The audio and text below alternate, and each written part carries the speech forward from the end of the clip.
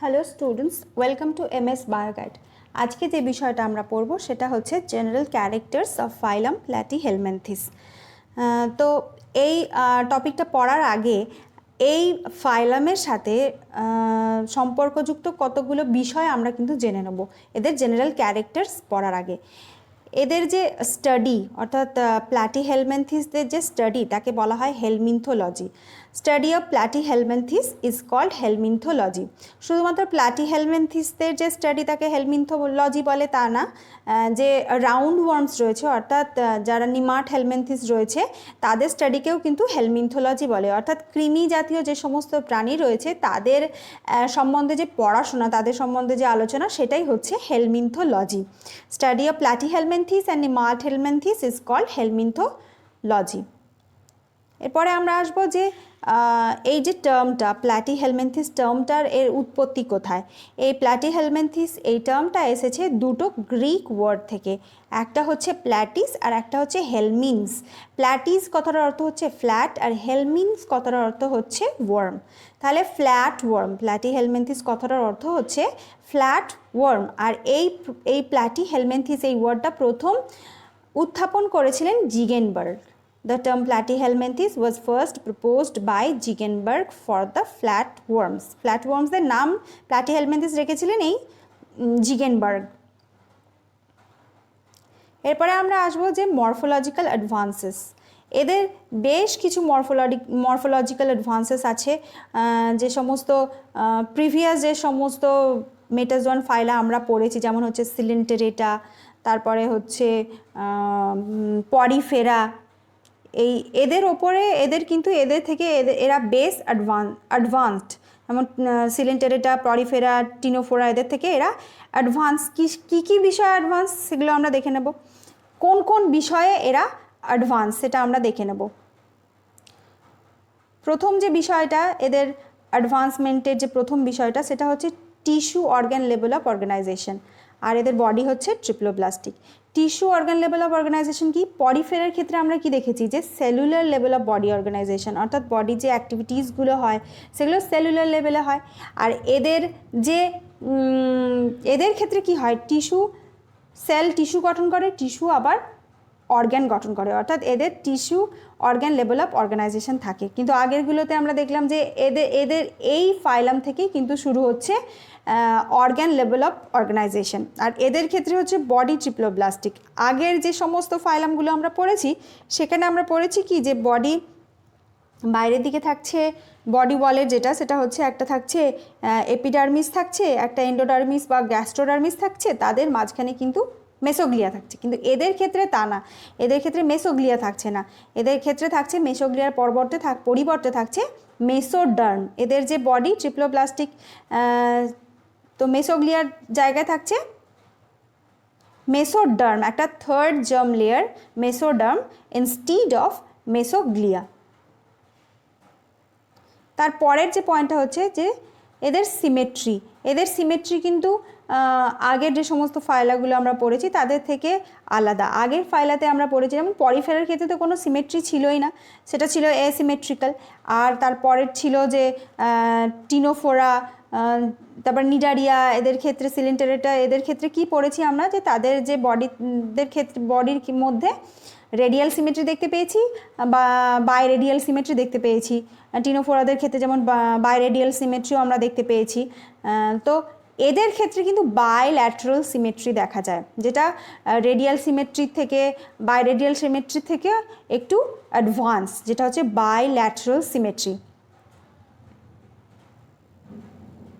এরপরে আমরা আসবো যে এদের ডেফিনেট হেড অ্যান্ড টেল আছে। আগের ফাইলাগুলোতে সেটা কিন্তু আমরা পাইনি, ডেফিনেট হেড টেল আমরা কিন্তু পাইনি, কিন্তু এই ফাইলাতে এটা কিন্তু বর্তমান। তারপরে আমরা আসবো যে mesodermal muscles in bundles and layers. এদের মেসোডার্মের মধ্যে যে থার্ড লেয়ারটা রয়েছে মেসোডার্মের মধ্যে কিন্তু মাসলস সেল থাকে।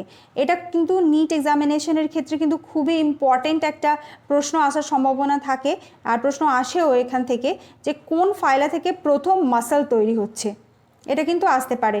তাহলে প্ল্যাটিহেলমিনথিস থেকে কিন্তু প্রথম মাসল কিন্তু দেখা যাচ্ছে, আগের ফাইলাগুলোতে কিন্তু মাসল কিন্তু দেখা যায়নি, কিন্তু এই ফাইলা থেকে কিন্তু মাসল তৈরি হচ্ছে। এরপরে আমরা এসে যাব এদের যে জেনারেল ক্যারেক্টার সেগুলো আমরা পড়ে নেব। তো প্রথমেই আমরা জানবো এদের হ্যাবিটেট, অর্থাৎ এদের কোথায় এদেরকে পাওয়া যায়। তো এদের যে সমস্ত ফর্মস রয়েছে তারা বেশ কিছু রয়েছে, ফ্রি লিভিং ফর্মস রয়েছে, আবার বেশিরভাগই প্যারাসাইটিক ফর্মসও রয়েছে। এদের যে ক্লাসিফিকেশন রয়েছে, ক্লাসিফিকেশনটা জানলে আমরা বুঝতে পারবো যে কারা কারা ফ্রি লিভিং হয় কি কারা কারা প্যারাসাইটিক ফর্ম হয়। এটা প্যারাসাইট হবে, এটা প্র্যাকটিস হয়ে গেছে, এটা প্র্যাকটিস না, এটা প্যারাসাইট হবে। তো প্যারাসাইটিক ফর্মস কিছু রয়েছে আর ফ্রি লিভিং ফর্মসও কিছু রয়েছে। এই যে এদের যে ক্লাসিফিকেশন রয়েছে, আমরা পরে একটা ভিডিওতে এদের ক্লাসিফিকেশনটা ভালো করে জানবো। তো এদের যে প্যারাসাইটিক ফর্মস রয়েছে সেগুলো বিশেষ করে যে সিস্টোডা বলে একটা ক্লাস আছে, ট্রিমাটোডা বলে একটা ক্লাস আছে, তাদের যে সমস্ত ফর্মসগুলো রয়েছে তারাই হচ্ছে বেসিক্যালি প্যারাসাইটিক। আর এদের যে ক্লাস রয়েছে টারবেলারিয়া ক্লাসের অন্তর্গত যে সমস্ত ফ্ল্যাটওয়ার্মস রয়েছে তারা হচ্ছে ফ্রি লিভিং। এদের বেসিক্যালি তিনটে মেন ক্লাস কিন্তু দেখা যায়। একটা হচ্ছে টারবেলারিয়া, ট্রিমাটোডা এবং সিস্টোডা।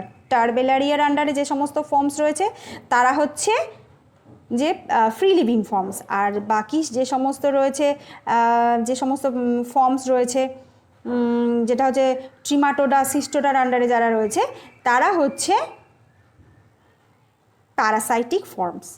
এখানে যেমন আমরা দেখি যে প্ল্যাটিহেলমিনথিস এই পর্বের পড়ার সময় মানে প্ল্যাটিহেলমিনথিসের কথা উঠলে যে দুটো ফ্ল্যাটওয়ার্মের কথা আমাদের মাথায় আসে তারা হচ্ছে লিভার ফ্লুক আর একটা হচ্ছে টেপওয়ার্ম যেটা হচ্ছে টিনিয়াস স্যাজিনেটা, আর একটা হচ্ছে লিভার ফ্লুক যেটা হচ্ছে লিভারে থাকে। তো এই দুটো ফর্ম হচ্ছে, একটা হচ্ছে এই দুটোই হচ্ছে প্যারাসাইটিক ফর্ম।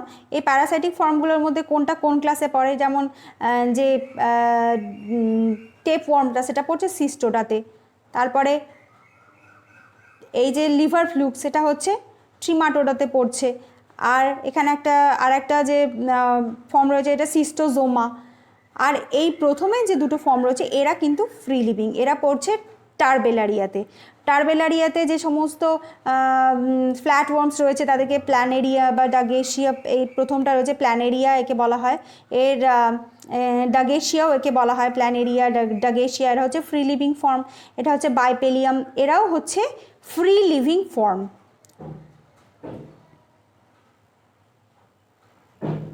এখানে আমরা একটা ছবিতে দেখে নেব যে ফ্ল্যাট ওয়ার্ম আমাদের স্মল ইন্টেস্টিনের মধ্যে কিভাবে আটকে রয়েছে। এখানে একটা স্মল ইন্টেস্টিনের একটা ভিতরের একটা ছবি। এখানে আমরা দেখতে পাচ্ছি যে অনেকগুলো ফ্ল্যাট ওয়ার্ম কিন্তু হুক, সাকার ইত্যাদির সাহায্যে আমাদের স্মল ইন্টেস্টিনের মধ্যে কিন্তু এইভাবে আটকে থাকে। এদের বডিটা যে ফ্ল্যাট হয়ে রয়েছে এটা কিন্তু একটা অ্যাডাপ্টেশন। এদের যে বডিটা ফ্ল্যাট ফিতের মতো কেন হয়ে গেছে, এটা কিন্তু একটা অ্যাডাপ্টেশন। এদেরকে কিন্তু একটা অ্যাডভান্সমেন্ট দেয় এই ফ্ল্যাটেন বডি। কারণ আমাদের ইন্টেস্টিনে কি হয়, স্মল ইন্টেস্টিনের মধ্যে জায়গা কিন্তু খুবই অল্প থাকে। সেই অল্প জায়গায় নিজেদেরকে অ্যাডজাস্ট করার জন্য এদের বডি কিন্তু ফ্ল্যাট হয়ে যায়। এই ফ্ল্যাট হওয়ার জন্য এরা কিন্তু অনেক অ্যাডভান্টেজ পেয়ে থাকে। এখানে আমরা দেখতে পাচ্ছি যে একটা ফ্ল্যাট ওয়ার্ম স্মল ইন্টেস্টিনের ছোট্ট জায়গায় কিভাবে নিজেকে অ্যাডজাস্ট করে নিয়েছে। এরপরে আমরা আসবো অর্গানাইজেশন। এদের অর্গানাইজেশন কি, বডির অর্গানাইজেশন কি? এদের অর্গানাইজেশন হচ্ছে tissue organ grade of organisation, that is body cells aggregate into definite tissues and tissues make up organs. অর্থাৎ এদের যে সেলগুলো রয়েছে পরস্পরের সাথে অ্যাগ্রিগেট হয়ে কোঅর্ডিনেট করে টিস্যু গঠন করছে, আর টিস্যু আবার অর্গান গঠন করছে। তাই এদের দেখা যাচ্ছে tissue organ grade of organisation. এদের আগের যে ফাইলাগুলো তাদের ক্ষেত্রে কিন্তু অর্গান কিন্তু গঠিত হয়নি। এদের ক্ষেত্রে এখান থেকে নিটের প্রশ্ন আসতে পারে যে এটা একটা খুবই ইম্পর্টেন্ট বিষয় যে কোন ফাইলা থেকে প্রথম অর্গ্যান গ্রেড অফ অর্গানাইজেশন দেখা যায়? এদের আগের ফাইলাগুলোতে কিন্তু সেল, যেমন পরিফেরার ক্ষেত্রে সেলুলার লেভেল অফ অর্গানাইজেশন, তারপরে টিনোফোরানিডারিয়াদের ক্ষেত্রে হচ্ছে cell tissue level of organisation, কিন্তু এদের ক্ষেত্রে এদের থেকেই শুরু হচ্ছে অর্গ্যান গ্রেড অফ অর্গানাইজেশন। এটা কিন্তু নিচের ক্ষেত্রে একটা কোয়েশ্চেন এমসিকিউ, একটা ইম্পর্টেন্ট প্রশ্ন আসতে পারে যে কোন ফাইলাম থেকে অর্গ্যান গ্রেড অফ অর্গানাইজেশন দেখা যাচ্ছে। এটা হচ্ছে নিটের ক্ষেত্রে একটা ইম্পর্টেন্ট প্রশ্ন। এরপর আমরা চলে আসবো বডি ওয়াল। এদের যে বডি ওয়াল সেটা হচ্ছে ট্রিপ্লোব্লাস্টিক, অর্থাৎ 3টে লেয়ার রয়েছে এদের বডিতে, 3টে লেয়ার আছে। Triploblastic, that is body derive from 3 embryonic germ layers. একটা হচ্ছে একটোডার্ম, একটা হচ্ছে মেসোডার্ম, আর একটা হচ্ছে এন্ডোডার্ম। এদের এমব্রায়োনিক জার্ম লেয়ার্স থেকে এদের বডি ওয়াল তৈরি হয়, যেটা হচ্ছে একটোডার্ম, মেসোডার্ম আর এন্ডোডার্ম। আগেই যেটা আমরা জেনেছি যে মেসোডার্মটা তৈরি হচ্ছে কি মেসোগ্লিয়ার জায়গায়। এদের আগের ফাইলাগুলো কিন্তু সব ডিপ্লোব্লাস্টিক, এদের আগের ফাইলাগুলো। এটাও একটা হচ্ছে খুবই ইম্পর্টেন্ট একটা বিষয়, এখান থেকেও কিন্তু এমসিকিউ আসে যে কোন ফাইলা থেকে বডি ট্রিপ্লোব্লাস্টিক হয়ে যাচ্ছে, বডি ওয়াল ট্রিপ্লোব্লাস্টিক হয়ে যাচ্ছে। তো সেটা হচ্ছে প্ল্যাটিহেলমিনথিস থেকে বডি ট্রিপ্লোব্লাস্টিক হয়ে যাচ্ছে। এরপরে আমরা আসব সিমেট্রি। তো এদের ক্ষেত্রে কি দেখা যাচ্ছে? বায়োল্যাটারাল সিমেট্রি দেখা যাচ্ছে। বায়োল্যাটারাল সিমেট্রি জিনিসটা কি? বায়োল্যাটারাল সিমেট্রি হচ্ছে যে বডিকে যদি লংগিটিউডিনাল অ্যাক্সিসে যদি আমরা কাটি তাহলে রাইট অ্যান্ড লেফট সমান দুটো অংশ পাবো। এই রাইট অংশে যা যা থাকবে, লেফটের অংশে যা যা থাকবে। যেমন আমাদের বডি হচ্ছে কি বায়োল্যাটারালি সিমেট্রিক্যাল। আমাদের বডিকেও যদি আমরা লংগিটিউডিনালি কাটি তাহলে দুটো ইকুয়াল হাফস আমরা পাবো। আর এদের কি থাকছে? এদের পোলারিটি, এদের বডিতে থাকছে polarity with definite polarity of interior head and posterior tail ends. এদের হেড অ্যান্ড টেলও থাকছে, আর এর আগের ফাইলাগুলোতে যেগুলো আমরা দেখতে পাইনি।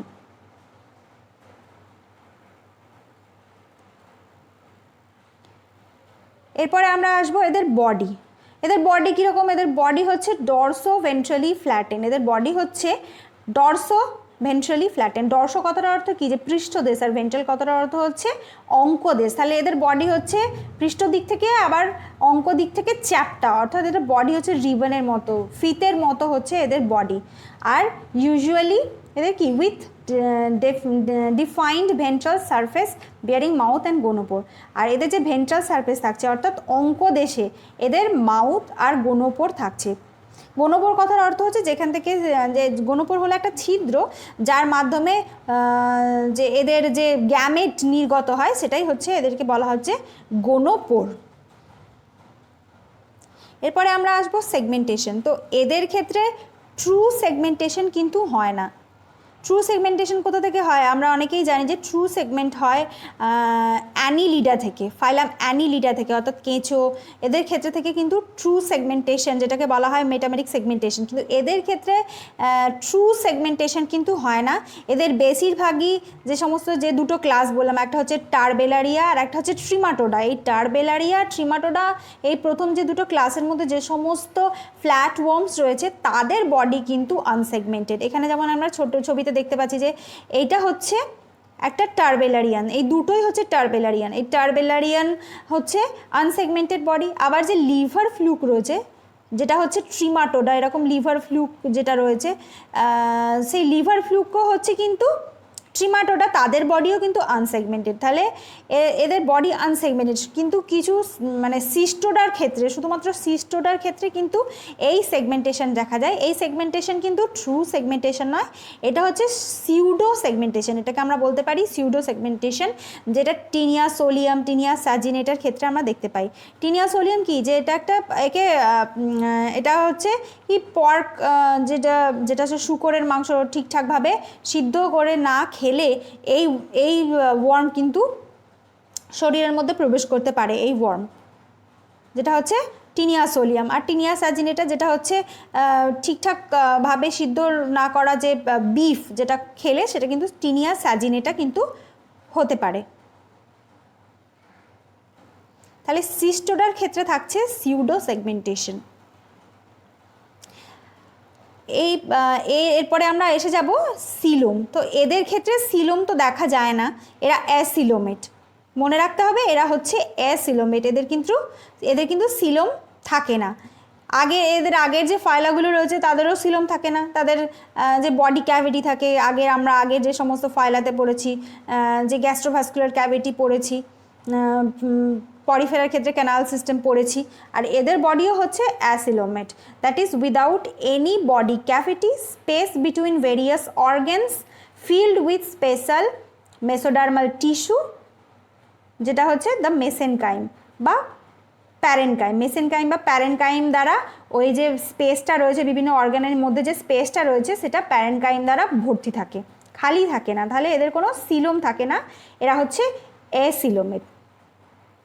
এরপরে আমরা আসবো যে adhesive structures like hook, spine and suckers আর কমন ইন প্যারাসাইটিক ফর্ম। তো যে সমস্ত প্যারাসাইটিক ফর্মস রয়েছে তাদের কিন্তু লোকোমোশনের কোনো প্রয়োজনই হয় না, তারা হোস্টের বডিতে একটা নির্দিষ্ট জায়গায় নিজেদেরকে আটকে রাখে এবং সেখান থেকে তাদের পুষ্টি সংগ্রহ করে।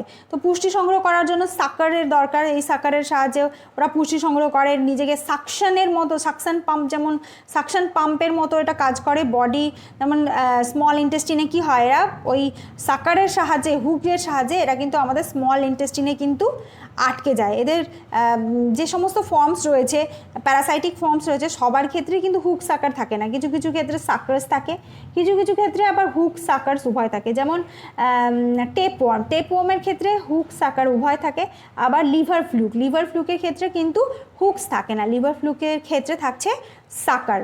লিভার ফ্লুক্সের ক্ষেত্রে দু ধরনের সাকার থাকে, একটা হচ্ছে ওরাল সাকার আর একটা হচ্ছে ভেন্ট্রালি একটা সাকার বর্তমান থাকে, যাকে বলা হয় স্ট্রোবাইলা, যেটা হচ্ছে ভেন্ট্রাল পজিশনে থাকে লিভার ফ্লুকের ক্ষেত্রে, সেটাকে বলা হয় অ্যাসিটাবুলাম, যেটা হচ্ছে এদের ভেন্ট্রাল পজিশনে থাকে। ওই লিভার ফ্লুকের ভেন্ট্রাল পজিশনে থাকে একটা সাকার, সেটা হচ্ছে অ্যাসিটাবুলাম, আর একটা হচ্ছে ওরাল পজিশনে থাকে, সেটা হচ্ছে ওরাল সাকার। তো এদের কি থাকছে, অ্যাডহেসিভ স্ট্রাকচার লাইক হুকস থাকছে, স্পাইনস থাকছে, আর থাকছে সাকার্স, যেটা হচ্ছে কমন ইন প্যারাসাইটিক ফর্ম। এখানে আমরা দেখতে পাচ্ছি যে এটা হচ্ছে একটা টেপওয়ার্মের স্কোলেক্স অর্থাৎ হেড, টেপওয়ার্মের যে হেড সেটাকে বলা হয় স্কোলেক্স। এখানে আমরা দেখতে পাচ্ছি যে কি আছে, এখানে আমরা দেখতে পাচ্ছি যে হুকস আছে, যেটা হচ্ছে একটা বৃত্তাকারে, এই স্কোলেক্সের ওপরে দুটো বৃত্তাকারে হচ্ছে হুক সাজানো থাকে। আর এখানে আমরা দেখতে পাচ্ছি যে 4টে এদের সাকার আছে, এর সাহায্যে এরা স্মল ইন্টেস্টিনের গায়ে কিন্তু নিজেদেরকে আটকে রাখে। আর এদের তো লোকোমোশনের দরকার নেই, একটা নির্দিষ্ট জায়গায় নিজেদেরকে ফিক্স রাখে। তো ফ্ল্যাট ওয়ার্মসদের ক্ষেত্রে কিন্তু সেরকম কোনো লোকোমোটরি অর্গ্যান দেখা যায় না, যে সমস্ত ফ্রি লিভিং ফর্মস রয়েছে তাদের যে হচ্ছে বডি ওয়ালটা, এপিডার্মিসটা, সেটা হচ্ছে সিলিয়েটেড, ছোট ছোট সিলিয়া থাকে, সেই সিলিয়া তাদের হয়তো গ্লাইডিং মুভমেন্টে হয়তো সাহায্য করে, কিন্তু নির্দিষ্ট কোনো লোকোমোটরি অর্গ্যান ফ্ল্যাট ওয়ার্মসের থাকছে না। প্যারাসাইটিক ফর্মসে যেহেতু এদের লোকোমোশনের প্রয়োজনই হচ্ছে না, তাই এদের কিন্তু কোনো লোকোমোটরি অর্গ্যান থাকছে না। এখানে আমরা দেখতে পাচ্ছি যে কাইটিনাস যে হুক, ফ্ল্যাট ওয়ার্মের কাইটিনাস হুক, এই হুকের সাহায্যে হচ্ছে এরা এদের হুকগুলো হচ্ছে কাইটিন নির্মিত, এই হুকের সাহায্যে এরা হোস্টের বডির সাথে নিজেদেরকে আটকে রাখে। তো এদের জেনারেল ক্যারেক্টার্স পড়ার সাথে সাথে যে দুটো যে কমন ফ্ল্যাট ওয়ার্ম রয়েছে, যেমন হচ্ছে টিনিয়া সোলিয়াম আর রয়েছে যে লিভার ফ্লুক, এদের কিছু ক্যারেক্টার্স, এদের যে কিছু মরফোলজিক্যাল ক্যারেক্টার্স অর্থাৎ শারীরিক গঠন সম্বন্ধেও কিন্তু আমাদের জেনে রাখা দরকার। এখানে আমরা দেখতে পাচ্ছি যে adhesive secretion common in parasitic form. Adhesive secretion যে প্যারাসাইটিক ফর্মসগুলো রয়েছে তাদের মধ্যে অ্যাডহেসিভ সিক্রেশনও হয়। অ্যাডহেসিভ কথাটার অর্থ কি, যে আঠা জাতীয় পদার্থ এরা সিক্রিট করে অর্থাৎ ক্ষরণ করে, যার সাহায্যে এরা হোস্টের বডিতে নিজেদেরকে আটকে রাখতে সাহায্য করে।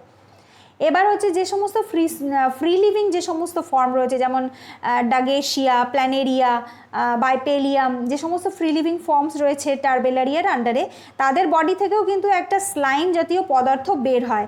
এদের যেহেতু কোনো লোকোমোটরি অর্গ্যান নেই, তো এদের বডির ভেন্ট্রাল পজিশন থেকে এই স্লাইম জাতীয় পদার্থ বের হয়, যার সাহায্যে এরা সাবস্ট্রেটামের ওপর দিয়ে নিজেদেরকে গ্লাইড করে নিয়ে যায়। তো যারা প্যারাসাইটিক ফর্মস রয়েছে তাদের বডি থেকে বেরোচ্ছে অ্যাডহেসিভ সিক্রেশন, আর যারা ফ্রি লিভিং ফর্মস রয়েছে তাদের বডি থেকে বেরোচ্ছে এই চটচটে স্লাইম জাতীয় কিছু পদার্থ, যার সাহায্যে তারা নিজেদেরকে বডিকে গ্লাইড করে নিয়ে যাচ্ছে এবং নিজেদের লোকোমোশন চালাচ্ছে, যদি এদের ক্ষেত্রে যেহেতু কোনো লোকোমোটরি অর্গ্যান নেই। এখানে আমরা একটা দেখতে পাচ্ছি যে একটা ছবি আছে, এটা হচ্ছে একদম রিয়েল একটা পিকচার। এটা হচ্ছে টিনিয়া সোলিয়ামের হেড, যেটাকে বলা হচ্ছে স্কোলেক্স। টিনিয়া সোলিয়ামের হেডকে বলা হয় স্কোলেক্স।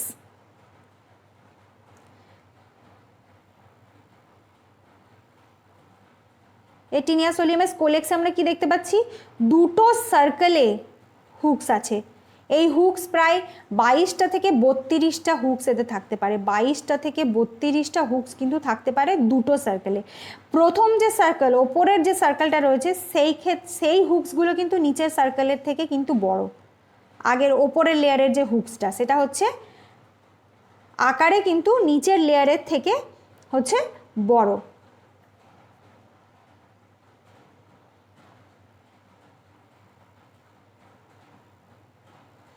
এরপরে আমরা যে এই অংশটা দেখছি, এটা হচ্ছে এদের নেক। স্কোলেক্সের পরে আসছে নেক। এই জায়গাটাকে বলা হচ্ছে নেক, যেটা হচ্ছে আনসেগমেন্টেড পোর্শন। এরা হচ্ছে বডি তো এদের অবশ্যই ডরসোভেন্ট্রালি ফ্ল্যাটেন, কিন্তু এই টেপ ওয়ার্মের ক্ষেত্রে এদের হেডটা হচ্ছে কিন্তু রেডিয়াল সিমেট্রি দেখা যায় এদের। আর এদের বাকি যে পোর্শনটা বা বডির বাকি পোর্শনটা, সেখানে কিন্তু দেখা যাচ্ছে বাইল্যাটারাল সিমেট্রি, আর হেড পোর্শনে দেখা যাচ্ছে রেডিয়াল সিমেট্রি।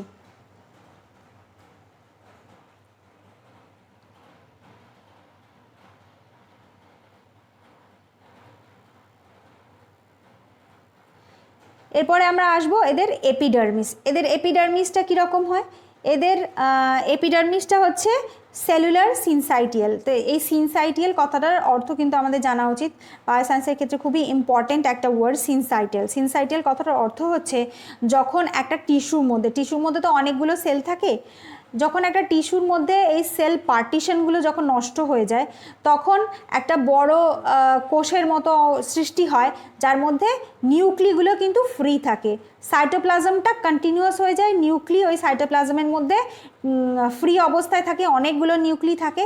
তাহলে সেই পার্টিশন নষ্ট হয়ে যাওয়ার, অর্থাৎ টিস্যুর মধ্যে পার্টিশনগুলো নষ্ট হয়ে যাওয়ার জন্যে এবং সাইটোপ্লাজমটা কন্টিনিউয়াস হওয়ার জন্যে নিউক্লিয়াসগুলো একই সাথে অবস্থান করে, তো সেইটাকেই বলা হচ্ছে সিনসাইটিয়াল। আর এদের এপিডার্মিস হচ্ছে সিনসাইটিয়াল। আর এদের বেশ কিছু ফর্মস রয়েছে, যাদের এপিডার্মিস কিন্তু সিলিয়েটেড। আবার বেশ কিছু ফর্মস রয়েছে তাদের ক্ষেত্রে আবার থাকে না, সিলিয়েটেড হয় না, অ্যাবসেন্ট থাকে। এরপর আমরা আসবো এদের মাস্কুলার সিস্টেম।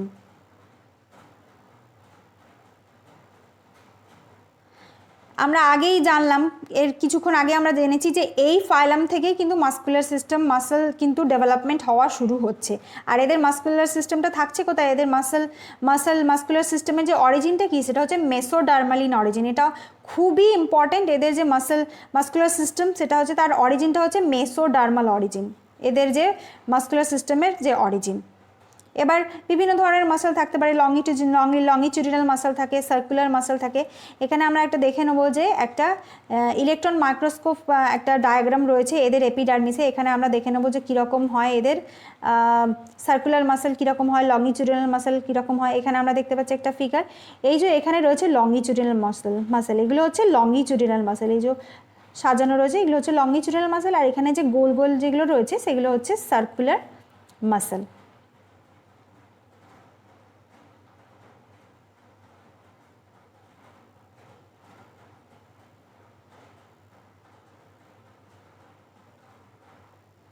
এরপরে আমরা আসবো এদের ডাইজেস্টিভ সিস্টেম। তো এদের যে ডাইজেস্টিভ সিস্টেম, যেমন হচ্ছে টিনিয়া সোলিয়ামের ক্ষেত্রে কি হচ্ছে, তারা হচ্ছে স্মল ইন্টেস্টিনের মধ্যে তারা নিজেদেরকে ফিক্সড রাখছে। তো আর হচ্ছে তারা হচ্ছে যে হোস্টের ডাইজেস্টেড যে জুস, যে হোস্টের যে খাবারকে ডাইজেস্ট করার পর যে যা সিম্পল ফর্ম অফ ফুড তৈরি হচ্ছে, যে রস তৈরি হচ্ছে, সেটা কিন্তু এরা হচ্ছে নিজেদের বডির ইন্টেগুমেন্ট বা বডির যে কাভারিং, বডি সারফেসের মাধ্যমে তারা কিন্তু শোষণ করে নিচ্ছে যে সমস্ত প্যারাসাইটিক ফর্মস রয়েছে, যেমন হচ্ছে টিনিয়া সোলিয়ামের ক্ষেত্রে। আর অন্যান্য যে সমস্ত ফ্রি লিভিং ফর্মস রয়েছে তাদের ক্ষেত্রে ডাইজেস্টিভ সিস্টেম দেখা যায়, যেটা হচ্ছে ব্রাঞ্চ ডাইজেস্টিভ সিস্টেম। আর সেই ডাইজেস্টিভ সিস্টেমটা হচ্ছে ইনকমপ্লিট, অর্থাৎ সেখানে কিন্তু কোনো অ্যানাস থাকছে না, মাউথ ওপেনিং থাকছে কিন্তু অ্যানাস থাকছে না, তাই ডাইজেস্টিভ সিস্টেমটা হচ্ছে ইনকমপ্লিট।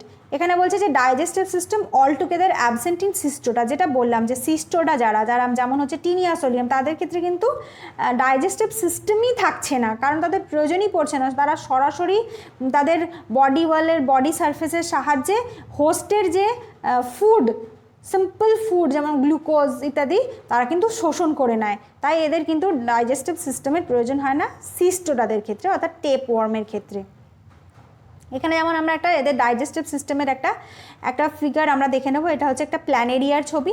প্ল্যানেরিয়ার এই ছবিতে আমরা দেখতে পাচ্ছি এইটা হচ্ছে এদের ডাইজেস্টিভ সিস্টেম, যেটা হচ্ছে ব্রাঞ্চড ডাইজেস্টিভ সিস্টেম। এদের কিন্তু কোনো অ্যানাল ওপেনিং নেই, একটা ব্লাইন্ড অ্যানাল ওপেনিং নেই। এই যে সমস্ত ফ্রি লিভিং ফর্মস রয়েছে তার ক্ষেত্রেও দেখা যায়। আবার এরা লিভার ফ্লুকের ক্ষেত্রেও কিন্তু এই ধরনের ডাইজেস্টিভ সিস্টেম দেখা যায়, লিভার ফ্লুকের ক্ষেত্রেও ব্রাঞ্চড ডাইজেস্টিভ সিস্টেম।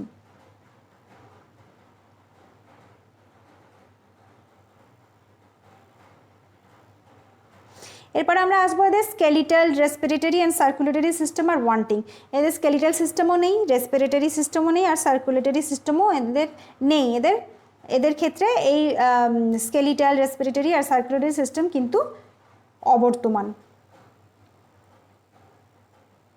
তো এই ভিডিওটা শেষ করার আগে আরও কয়েকটা কথা বলে রাখি, যে যদিও একটা নির্দিষ্টভাবে বলা যে এই টিনিয়া সোলিয়ামের ক্ষেত্রে, যে টিনিয়া সোলিয়ামের ক্ষেত্রে কয়েকটা কথা আমাদের জেনে রাখা উচিত, যে টিনিয়া সোলিয়ামের স্ট্রাকচার সম্বন্ধে জেনে রাখা উচিত, যেহেতু এটা খুব কমন ফ্ল্যাটওয়ার্ম। তো এদের যে ক্যারেক্টার্স, জেনারেল ক্যারেক্টার্স, সেগুলো অনেকগুলোই এদের পয়েন্টস রয়েছে। তো সেগুলো সবকটা কিন্তু একটা ভিডিওতে শেষ করা সম্ভব না। বাকি যে সমস্ত পয়েন্টসগুলোর থেকে গেলে, যেমন এদের এক্সক্রিশন কেমন হয়, এদের নার্ভাস সিস্টেম কেমন, এদের রিপ্রোডাকশন কেমন হয়, সেটা আমরা আবার অন্য একটা পরের ভিডিওতে জানবো। তো এই ভিডিওটা শেষ করার আগে আমরা টিনিয়া সোলিয়ামের সম্বন্ধে আরও কয়েকটা বিষয় আমরা জেনে নিই। যে এই টিনিয়া সোলিয়ামের ক্ষেত্রে আমরা জানলাম কি, যে দুটো সার্কেলে এদের সাজানো থাকে, দুটো সার্কেলের মধ্যে হুক সাজানো থাকে, আর সেটা থাকে হেড বা স্কোলেক্স। এদের হেডকে বলা হচ্ছে স্কোলেক্স, আর এই স্কোলেক্সের মধ্যে 4টে সাকার্স থাকছে, আর হেডের নিচে থাকছে নেক। এই নেক জায়গাটা হচ্ছে এদের স্ট্রোবাইলেশন শুরু হচ্ছে এই নেক থেকে। স্ট্রোবাইলেশন কথাটার অর্থ কি, যে পরে যে সমস্ত প্রোগ্লোটিডগুলো তৈরি হচ্ছে, অর্থাৎ বডির যে সমস্ত খণ্ডগুলো আমরা দেখি, বডির যে সমস্ত খণ্ডগুলো, সেই খণ্ডগুলো বা প্রোগ্লোটিডসগুলো তৈরি হচ্ছে এই নেক থেকে, স্ট্রোবাইলেশন। এই খণ্ডক তৈরি হওয়ার এই পদ্ধতিটাকে বলা হচ্ছে স্ট্রোবাইলেশন।